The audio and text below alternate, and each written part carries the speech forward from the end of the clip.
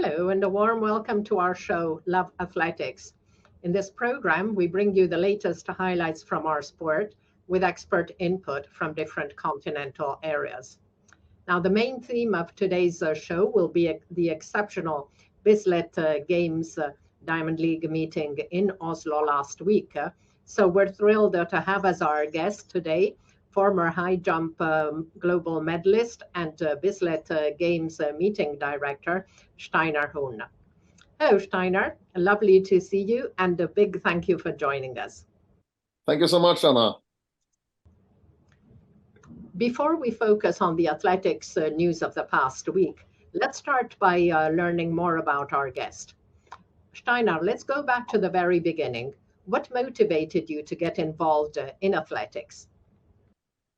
You like Norway is a winter country, and I did, as many young kids in Norway, I did the cross-country skiing. It started when I was 7, 8 years old because my sister did cross-country skiing, my family as well.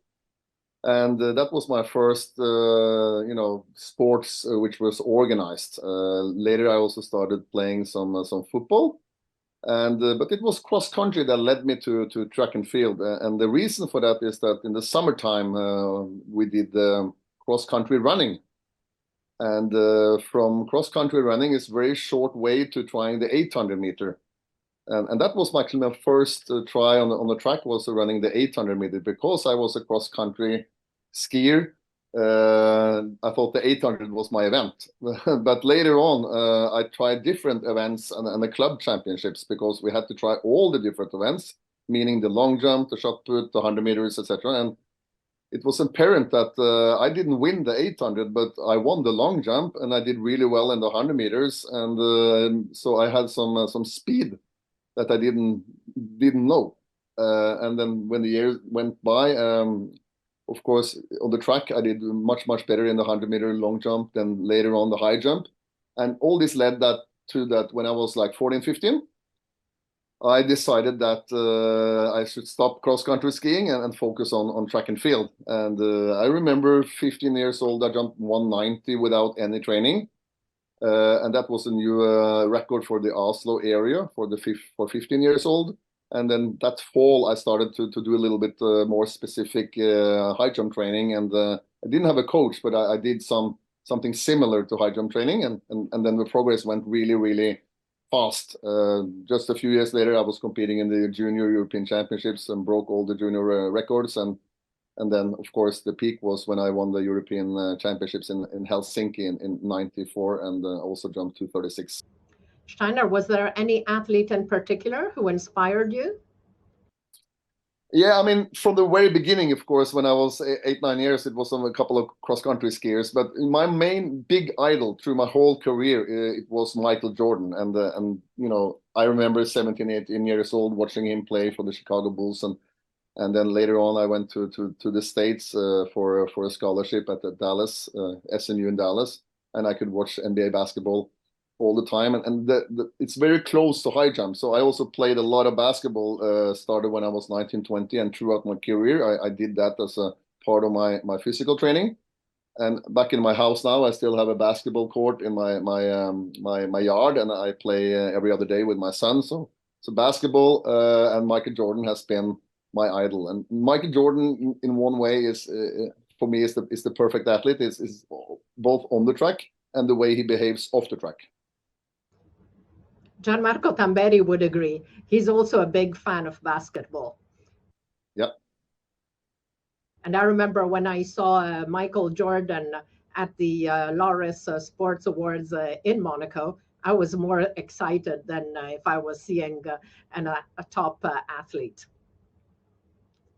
Now, Steinar, what were your favorite athletics moments in the course of your career?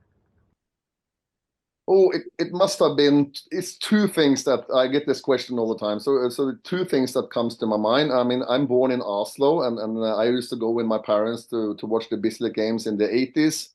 I remember 85 when I was here with my father and my grandfather, and there were 3 world records. And then to be able to compete at Bislett for the first time, I did that in 1991. It was a big experience. I was only 20 years old.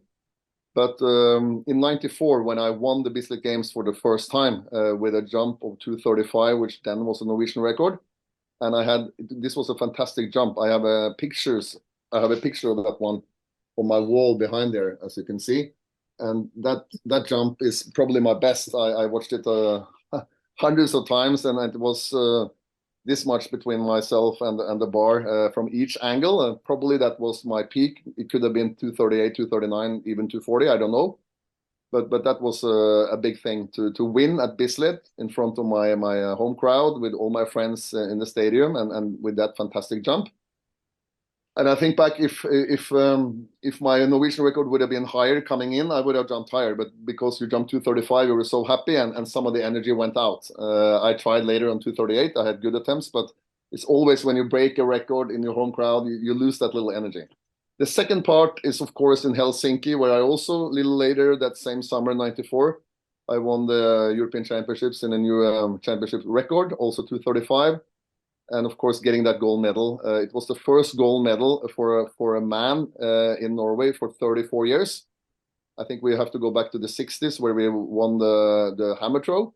So that was the start of the Norwegian track and field revolution. So I actually won the first gold medal on the men's side in 35 years. And just a few days after came Geir Moen and Vebjørn Rådal and Torkelsen, and now it's So this was special. Thank you, Steinar. Let's get right back now to that exceptional night of athletics in Oslo last week. A total of 8 world leads were set in the Norwegian capital. And to the delight of the spectators, the top marks came from the 2 home megastars, Karsten Warholm and Jakob Ingebrigtsen. Warholm, making his outdoor debut in Oslo, ran a sizzling 46.52, the 4th best performance of all time, the number 1 being, of course, his fabulous 45.94 world record set at the Tokyo Olympics. The top men's race for depth was, however, the 1500 meters, with 8 athletes under 3 minutes 30, a total of 8 PBs and 3 area records set. The first was the European record for Jakob Ingebrigtsen with 3 minutes 27.96, improving his own mark from the Tokyo Olympics as he finished almost 1 second ahead of Spain's Mohamed Khatir. Then there was the NACAC record for Yared Nuguse, who was third with 3 minutes 28.89, breaking the mark set by Bernard Lagat in 2005. And finally, Oceania record for Australia's Oliver Hoare, who was 7th in 3 minutes 29.41, improving Stuart McQueen's mark from 2021. Another highlight was the thrilling 5,000 meters, which saw Ethiopia's Yomif Kejelcha, the 2019 10,000 meter silver medalist, prevailing over Uganda's reigning world cross-country champion, Jacob Kiplimo, by only 0.03 of a second, both clocking 12:41.73. Among the women, the best performance came in the 400 hurdles by Femke Boll, who improved her own world lead to 52.30, while in the 100 meters, 34-year-old Marie-Josée Tarou dominated a high-quality field with a world-leading 10.75, and the Ivorian now owns 3 of the top 6 times of the year.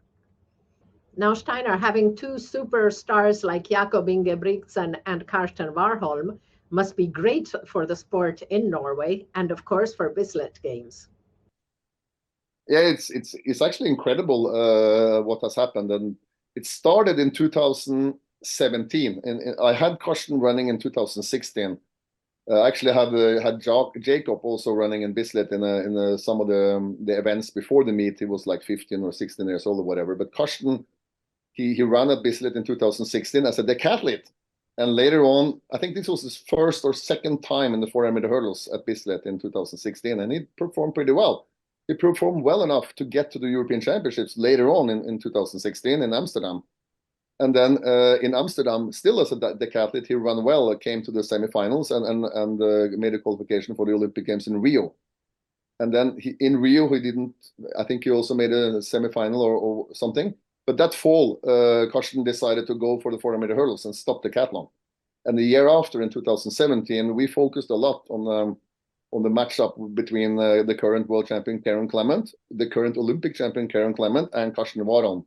And Karsten actually won at Bislett in 2017 after just 1 year with 400-meter hurdles as his event, and that opened up, you can see, the new era for Norwegian athletes. And since then, it's just been growing and growing, and now with Jacob, and Karsten and all the others, ticket sales for us, it's quite easy to fill the stadium, and we wish we had a bigger stadium. So Jakob Ingebrigtsen has now set 2 more European records in the last 1 week between Paris and Oslo Diamond League meetings, in addition to a very high quality world best over 2 miles. So Steinar, we're still 2 months away from the World Championships, and some of his toughened contenders have not raced much, but Jacob looks extremely fit and focused. Yeah, I'm impressed. I mean, in Norway, we all are impressed because we know him so well from he was 12 years old. And why? Is because Norwegian television, NRK, they had this reality show with Team Ingebrigtsen. Started with Henrik, started in 2016 or something, and Jacob were there as a young kid, looking up to his brother. And we've been following Jacob, the whole Norwegian public and the society has been following Jacob since he was a young superstar, 12 years old, and then following his career and knowing how hard he was training already when he was 14, 15, those incredible records he broke 16, 17. Many of us thought that, he were going to peak early, but he's still developing, and that's just incredible. And he keeps on getting better.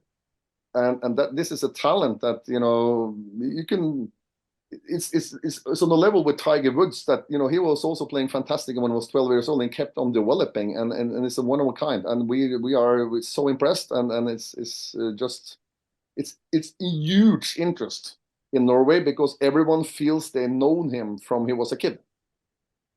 And let's talk more about Karsten Warholm. I checked out the best all-time result scores in the men's events, and only 4 other records and 1 other performance in history are worth more than Karsten's world record over the 400 hurdles in Tokyo. So Jan Zalesny has the highest total ever with his crazy 98 meters 48. Then we have the 2 world records by Usain Bolt. Now Johannes Vetter, he was the only athlete who was getting closer to Zalesny. Mike Powell with his great 8 meters 95, and then Karsten. So really exceptional result by the Norwegian.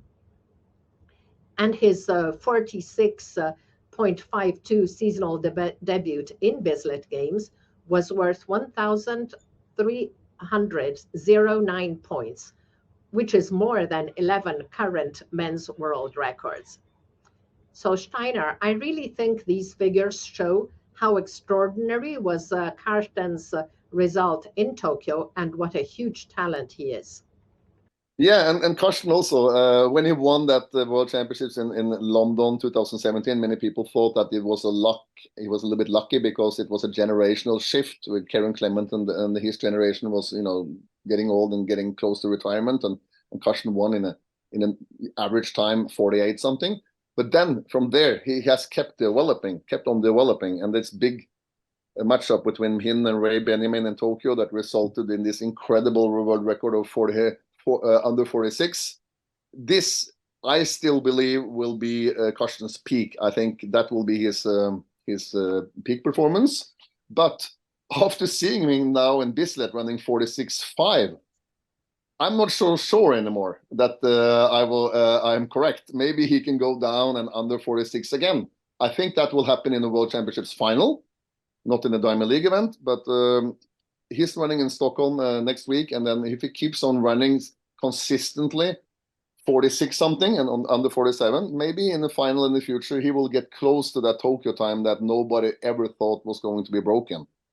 And I think also that for Karsten, it's good that we now have Jacob and other Norwegian pushing him, because Karsten used to bury the load himself, and now he's getting a competition in a good way from other Norwegians that in order to get a headline in Norwegian newspapers after Bislett, you need something special. If Karsten run 47.5 and 1 at Bislett, it will be, just just a notice, because right after him came Jacob and broke the European record in the 1500 and got and carried 8 other guys under 30 minutes. He was a rabbit for the 8 other guys, doing the most of the job himself. So those 2 guys, are leading the way, but behind them we have so many other talents. This winter we had a guy jumping 6 meters in pole vault. Now we have a new 400-meter runner running consistently under 45. So it's a miracle, and they are pushing each other. I'm a little bit sad that it's only the men that is doing well. The women's side in Norwegian track and field is not that good at the moment. So, but it's the guys that are pulling this off. There were more exceptional performances in Oslo, and we will mention 2 of them when we discuss under 20 and under 18 athletes. But I wanted now to discuss an aspect where Bislett Games were the pioneers among athletics meets, sustainability. Steinar, tell us how and when Bislett Games first moved into this direction. It was when we really took a 180-degree turn. It was in 2016 after we ended our 26-year title sponsorship deal with ExxonMobil, the world's biggest oil company. At that time already, myself and my team here at Bislett had really understood that the climate change was for real and it was made by humans.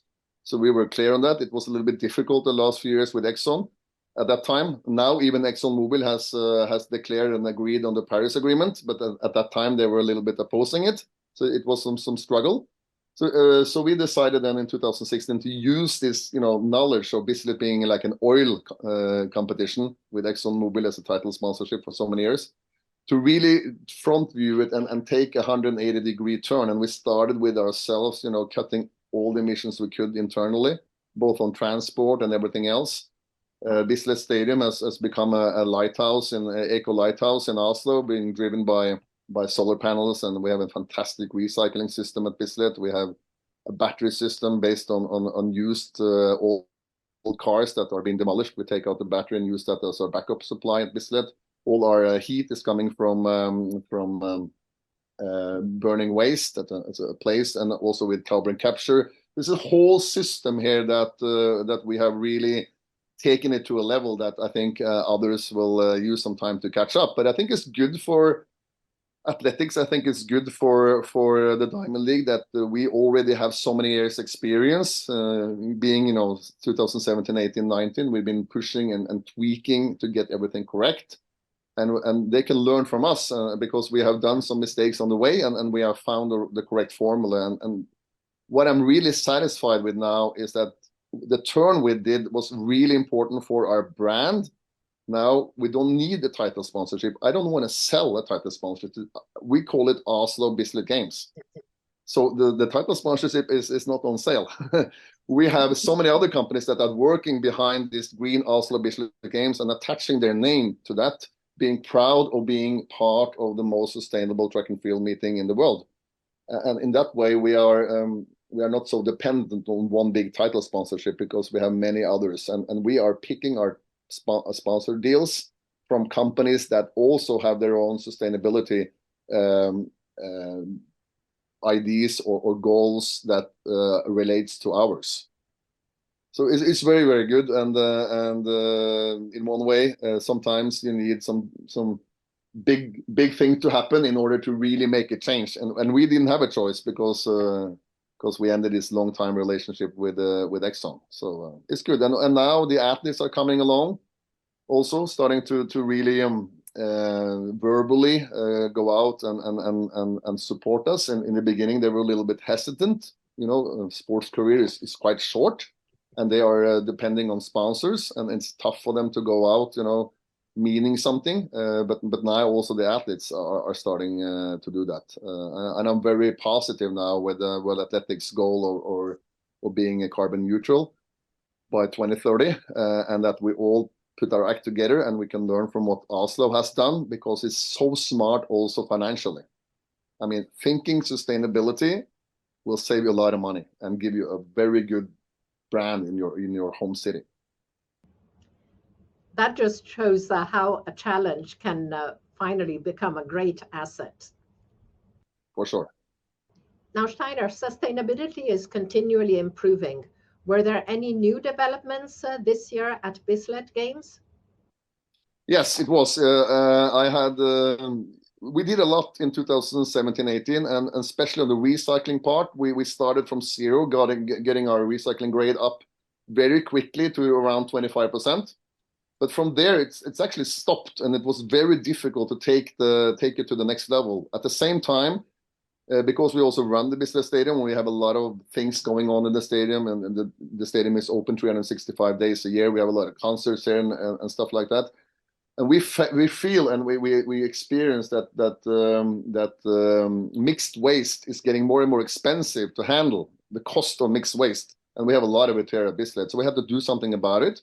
And we had a big project starting last year, how we can get our recycling grade up from 25% to 70%, and that's a big challenge. And we have to rebuild part of the underground at Bislett in order to have so many more fractions and have machines that can handle different aspects of the different fractions, both of saving transport. So we have the waste car coming only once a week instead of every other day. This will save us money on transport, and also to have less mixed waste being delivered. And hopefully we'll see the results during this year, and maybe we'll not reach it this year, but everything looks like it. We should reach this by 2024. And we also have a big campaign that when you arrive at Bislett, there's kind of like the 10 amendments that Bislett is the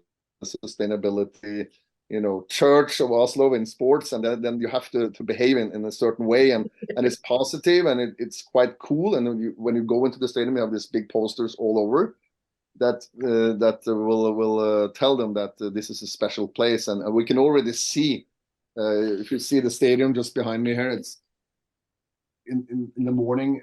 Before, it used to be from the evening, the day before, it used to be kids were just throwing waste on the side and giving a shit. But now everything is clean. Our janitor, when he comes in the morning, he can go in and he can see it's clean, because the whole concept here is that you take care of this. And also when we rent out a different facility at Bislett, there's a certain price for renting, but if you don't source your waste, there will be a penalty fee of 25% more on your rental. So there's a pretty harsh penalty if you don't do what you should do when you rent some of our facilities. Huge change in mentalities.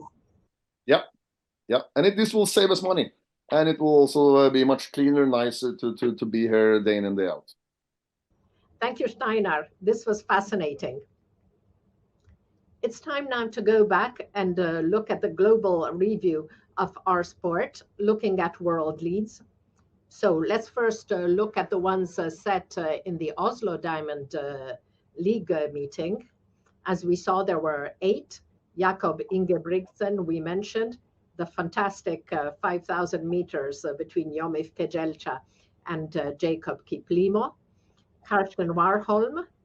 And in the hammer throw, Wojciech Nowicki improved the world lead to 81 meters 92. Among the women, we saw Marie-Josée Talou and Femke Boll, but there were 2 other world leads in the mile by Birke Hayom, 3:17.13, and in the 3,000 meters by Beatrice Chebet with 8:25:01. Now, the past week was quite calm with few top-level events, so just one other world lead was set in the discus by Christian Se, who threw 71 meters 86 on 16 June in Jõhvi, Finland. In a high-quality contest, Slovenia's current world champion defeated the 2019 world champion and reigning Olympic champion, Sweden's Daniel Stahl, who threw 71 meters 45. And Se's mark moves him up to number 4, equal number 4 of all time. However, as not all world leads are top-level marks, we will also continue to check the best results of the past week, starting with the senior men. Top men's performances came, of course, from Oslo, but there were a few other notable marks. In the 100 meters, Crevant Charleston ran 9.90 in Quadrane. In the 200 meters, Arion Knighton in Oslo ran 19.77, third best mark of the season, and we'll talk more about him later. Now, the 1,500 meters lists were totally rewritten in Oslo, and the top 10 marks of the season all come from Bislett Games. So we saw Jakob setting a European record, Noguse a NACAC record, and Ollie Hoare another area record, and a lot of PBs as well. 5,000 meters, fabulous finish between Kejelcha and Kiplimo, but also a very good mark for Telahon Haile Bekele. 400-meter hurdles, Carsten Warholm now tops the season's list, and CJ Allen has moved ahead of Rai Benjamin with 47.58. In the pole vault, Mondo Duplantis cleared 6 meters 01 in Oslo, which is the third best mark of the year behind his 6 meters 11 and Casey Lightfoot's 6:07. In the discus throw, as we saw Christian Se in Jõhvi and Daniel Stahl, Christian Se also has a 69 meters 9.4 in the second division European Team Championships in Chorzów. So the top men's performance of 2023 remains, however, Ryan Krauser's massive 23 meters 56 shot put world record from end May, which is worth 1,334 points. And talking about shot put, another interesting mark this week are the 21 meters 0.77 recorded on 20 June by India's Tajinder Pal Singh Tor, a high quality performance and an Asian record. Steinar, such performances show just how universal is our sport, making it truly unique. Yeah, it's the most international sports by far, and I hope I will. I know I had a 10-year track and field professional career where I traveled in the United States, I traveled in Brazil, I competed in Doha, in Middle East in the 90s as one of the first athletes that could compete there. But I hope in the future that we can have competitions in India, in more competitions in Africa, to really make it global also on the organizational side, because we have those athletes coming to us. It will be fantastic if we could come and compete in their home territory. Now there are 2 Diamond League meetings in China, yeah. And hopefully in the future this could be really global. And me as an athlete, I could experience that process started, and hopefully now we could within the next 10 years it could be a really global circuit.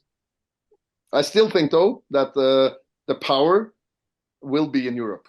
because the interest for track and field is so integrated. And I mean, you guys don't even know how much interest there are for running and track and field now in Norway, when we have these two mega stars, Karsten Warholm and Jakob Ingebrigtsen, and they are in the paper every day. And of course, to sell out Bislett is, again, that's a no issue anymore.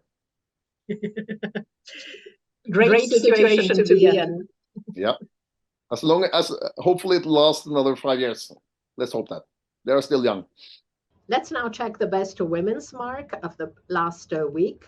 There were just 2 marks which made our very high cutoff performances over 1,240 meter points, and they both came from Oslo, as we saw, Marie-Josée Talou and Femke Boll. Top women's performance of 2023 remains Faith Kipyegon's 1,500 meter world record, which is worth 1,295 points. Now, Steinar, the outdoor season is now in full swing. Tell us, what were your favorite athletics moments so far this year? Oh, there's been incredible start of the season, and I'm so proud on behalf of the Diamond League also. I think those 4 Diamond Leagues that were prior to us, Doha, Rabat, Rome, and Firenze and Paris were all amazing. And after watching Paris the week before Oslo, I said, you know, this is probably going to be the best Diamond League of the year, with the world records, with fantastic stadium, good weather. And it actually was maybe a test Olympics also, because they have the Olympics next year. And then Oslo coming the week after, and we actually are now the best performing meeting in the world on the competition performance ranking on the World Athletics website, ahead of Paris. So I have to say that Oslo and the 1,500 with Jakob and the 400 meter hurdles with Karsten, for me, of course, are the biggest moments. Because I was there in the stadium experiencing it, and you have to excuse me for being a little bit nationalistic. And I actually was, when we made the time schedule for Bislett this year, I was not sure how to make the time schedule, but I really ended up doing, I think, the right thing. It was loading the big things towards the end, like a Hollywood movie. So we were building up, and the last 4 events, having the 5,000 meter, which was fantastic at Bislett. It was so interesting, and it was actually 2 races in the one race. We had the Kiplimo Kielka there, doing the 12:40 on the photo finish, and then behind there we had 3-4 Norwegians competing and trying to get to the championships level to get to the Budapest in 13:07. And it was a fantastic race. And then after that one came the 100 meter women with a new best in the world result, which we normally don't have at Bislett. Bislett is not known for that fast times in the 100, but we still got a world best by Talou. And then came the 400 meter hurdles with Karsten running incredible in his season debut. And then in the end, it was Jakob. It was like a Hollywood movie or like a concert with one of the most famous pop or rock groups, and they saved the last 3 songs that everyone can to the last. This was how we tried to make it, and this was actually what happened.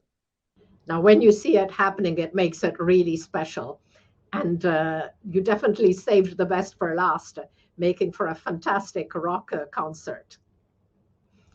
Now, the 5,000 meter race in Oslo was also incredible, even closer than the epic 10,000 meters Olympic final in Sydney between Haile Gebrselassie and Tergat, where they finished in 27, 18, 20 and 27, 18, 29 respectively. But the Oslo race went down to a real photo finish with only 3,000s separating Kejelcha and Kiplimo. Fantastic. So it's time now to focus on underage athletes. Several under 20 and under 18 athletes also registered great performances over the last 8 days. Let's take a look, starting at the under 20s. Now, one athlete achieved a stunning performance in Oslo, though it was not a world lead. 19-year-old US sprinter Arion Knighton clocked 10.77, an excellent mark in itself, but more importantly, it means Arion broke the meeting record belonging to legendary Usain Bolt and now owns every single one of the top 10 under 20 marks of all time at the distance, pushing the Jamaican into 11th. Here is the all-time list. Now, Knighton is the only under 20 athlete to have ever dipped under 19.90, and he did it 10 times, topped, of course, by his stunning 19.49 from last year, which reportedly had Noah Lyles heading right back to the training track when he heard the news. And Knighton also trusts 12 of the top 15 marks of all time. Impressive running. Only East German discus thrower Ilke Viluda, who later became Olympic champion in 1996, was as dominant as an under 20. In fact, more, as she owns the top 21 marks of all time for her event. At senior level, Jelena Isinbayeva owns 8 of the top 10 marks, while Angelika Sidorova has 2, equal 5th and equal 9th, and is the only other athlete to have cleared 5 meters. And in depth, Isinbayeva is even more impressive. Of the top 32 marks, she has 25. Sidorova has 4, and only Stefanidi, Bradshaw, and Fefanova have 1 each. Now, there were also excellent performances among underage women, with 2 world under 20 records bettered in the last 8 days by female athletes. In Oslo, 17-year-old Birke Heilom, the under 20 1500 meter champion last year, aged 18, improved the world under 20 record for the mile to 13.13. The Ethiopian has already competed in 3 Diamond League meetings this season, all with excellent results. First climbing to number 3 in the 1500 meter under 18 all-time lists in Doha, before dipping below 5 minutes in Rabat to climb to number 2 in the under 18 lists and number 6 in the under 20 lists, and finally setting the under 20 world record over the mile in Oslo. 2 days later in Nice, Switzerland's Audrey Werro, the world under 20 800 meter silver medalist, set the world under 20 1000 meters record with 2 minutes 34.89 when finishing second in the race behind Uganda's Janat Chemutso. So let's review all under 20 and under 18 marks in the top 10 of all time, starting with the under 20s. So we mentioned Arion Knighton's 19.77, but Reynold Kipkorir Cheruiyot is slowly but surely improving his times, and after winning in the home meet in May, he has now improved in the 1500 to 3:31.60, which makes him number 10th under 20 of all time. And among the women, we saw the 2 world records by Audrey Werro and Birke Heilom.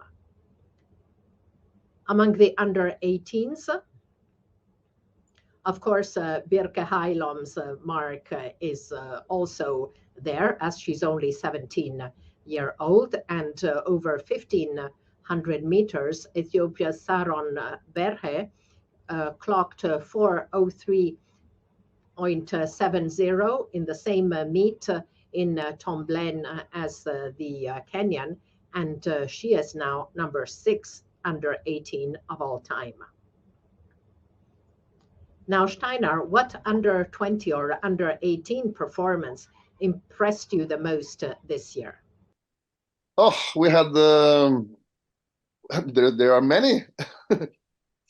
So we had a 16-year-old girl running the mile at Bislett, incredible time, and we had Ingvaldsen in the 400 meters breaking the Norwegian record, Karsten Warholm's record, and there are many others, and the youngsters, globally are just impressing. And as we saw, Audrey Huerro's world under 20 record over the 1000 was set in Nice, where the glorious Nikaya athletics meet was back after 22 years.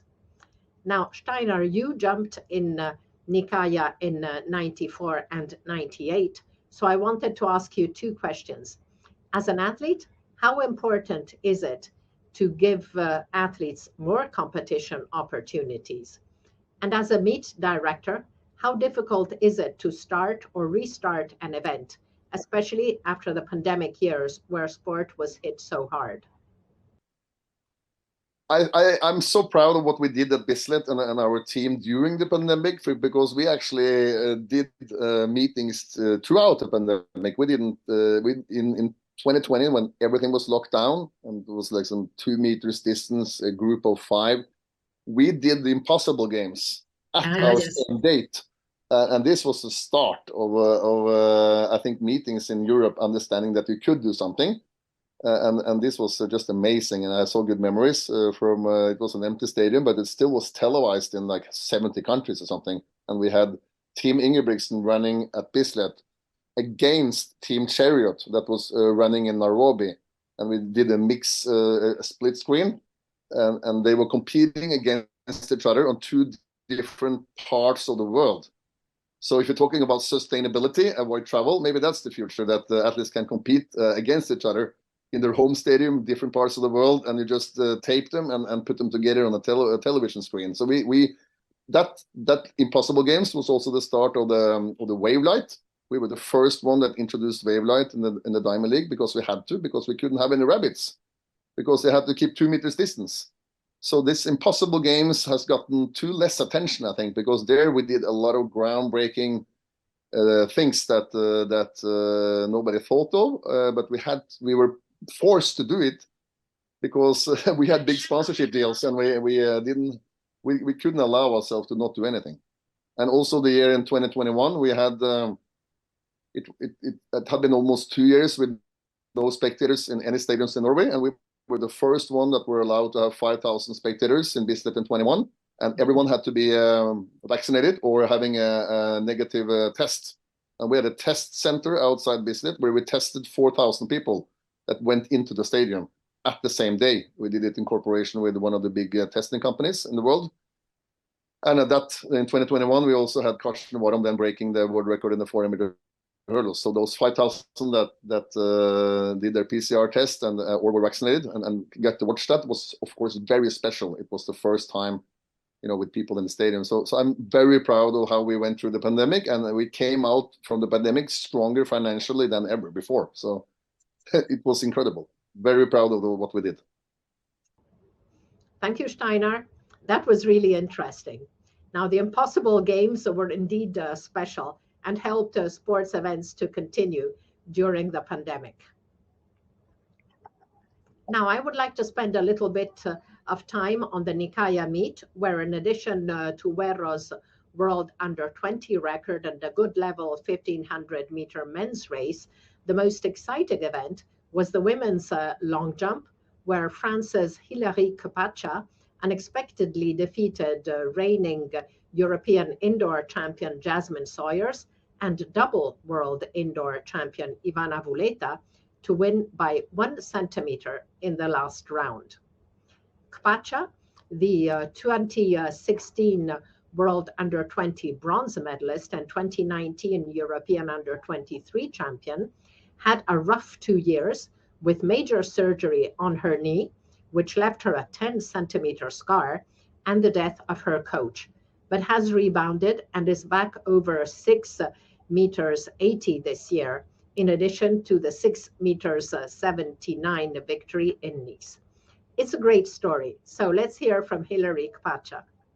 Félicitations, battre double championne du monde en salle et championne d'Europe en salle, c'est vraiment fort. Ouais, ça fait plaisir, ça fait plaisir. Très contente de ce concours où j'ai essayé de construire. J'ai eu pas mal de petites galères, mais j'ai essayé de rester concentrée, même s'il y a eu un moment où j'étais déconcentrée. Ouais, voilà, j'ai vraiment essayé de rester concentrée. Je sais que voilà, je suis en forme en ce moment. Donc ouais, l'objectif c'était de souffler, de faire ce qu'on a l'habitude de faire, de savoir ce qu'on sait faire et donner le meilleur. Donc je suis super contente d'avoir pu battre ces grandes dames à mon dernier saut. Et au dernier essai, ça dénote une force mentale quand même. Ouais, ben, vu que j'ai été blessée il y a 2 ans, je pense que ça m'a beaucoup appris mentalement à pas lâcher. Ça m'a beaucoup appris en termes de persévérance, que tout peut arriver déjà de 1, mais qu'il y a toujours une solution et qu'il faut toujours continuer à aller chercher, tout est possible quoi. Mais ça c'est génial et en tout cas ça fait plaisir de voir la joie de sauter. Oui, ça fait du bien de revenir au saut, de se sentir en forme, de voir que mon genou il tient la route. Hein. Et tout simplement retrouver du plaisir sur les sautoirs, ça fait vraiment plaisir. And finally, I'd like to highlight some cool athletics news.